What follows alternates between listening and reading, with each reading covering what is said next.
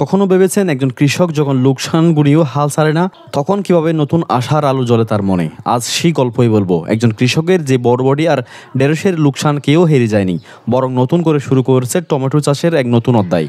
এই মাঠ, এই ঘাম আর এই হাসি তার সত্যিকারের পুঁজি। সমারোহ। প্রতিদিন সকাল থেকে সন্ধ্যা পর্যন্ত পরিশ্রম করতাম, আগাছা তুলতাম, পানি দিতাম আর সার দিতাম। কিন্তু শেষমেশ বাজারের অবস্থা দেখে মন ভেঙে গেল। বরবটির দাম পড়েছিল কেজি প্রতি 8 থেকে 10 টাকা পর্যন্ত। আমি যতটা ভালোবাসা দিয়ে চাষ করেছি, বাজার ততটাই ঠান্ডা ছিল। তবু একটা সান্ত্বনা ছিল, ঢেঁড়সের ফলন ভালো হয়েছিল আর দাম ছিল চমৎকার। সব সময় 50 টাকার উপরে বিক্রি করেছি, তাতে মনটা কিছুটা ভরেছিল। আমি বুঝতে পেরেছিলাম লোকসান হওয়ার পেছনে শুধু ভাগ্য নয়, ছিল আমার নিজের কিছু ভুলও। আমি তখন নতুন ছিলাম, জমির ধরন, সার, বিষের ব্যবহার সব কিছুতেই অভিজ্ঞতার ঘাটতি ছিল। সময়ের অভাব ছিল বড় সমস্যা।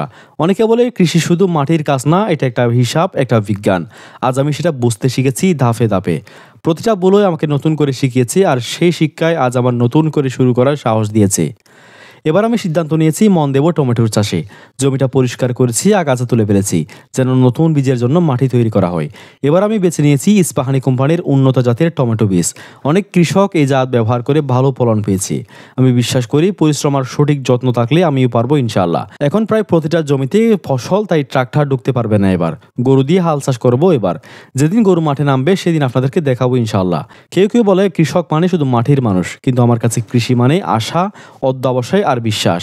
এই মাটি আমাদের জীবন দিয়েছে, আবার এই মাটি আমাদের পরীক্ষা নেয় প্রতিদিন। প্রতিটা ফসলের মধ্যে থাকে একটা গল্প, কারো সফলতা, কারো ব্যর্থতা আর কারো জীবনের শিক্ষা। আর আজ এই মাঠে দাঁড়িয়ে আমি শুধু টমেটোর চাষ শুরু করেছি না, আমি শুরু করছি নতুন এক আশার গল্প। লোকসান থেকে পাওয়া শিক্ষা আজ আমাকে আরো শক্ত করে দিয়েছে। আমি জানি পরিশ্রম করলে এই মাটি একদিন আমাকে হাসি ফিরিয়ে দেবে। বন্ধুরা, জীবনে যতবারই হারো না কেন, মনে রেখো মাটি কখনো কাউকে ধোঁকা দেয় না, শুধু সঠিক সময় আর যত্ন চাই। আমার এই যাত্রা যদি তোমার মনে একটু সাহস যোগায়, তবে ভুলে যেও না ভিডিওটা লাইক করে দিও, কমেন্টে জানিয়ে দিও তোমার মতামত, আর সাবস্ক্রাইব করো চ্যানেলটিকে, পেজটিকে করে দিও ফলো। কারণ সামনে আসছে আমার টমেটো চাষের পুরো যাত্রা, বীজ থেকে বাজার পর্যন্ত ইনশাআল্লাহ।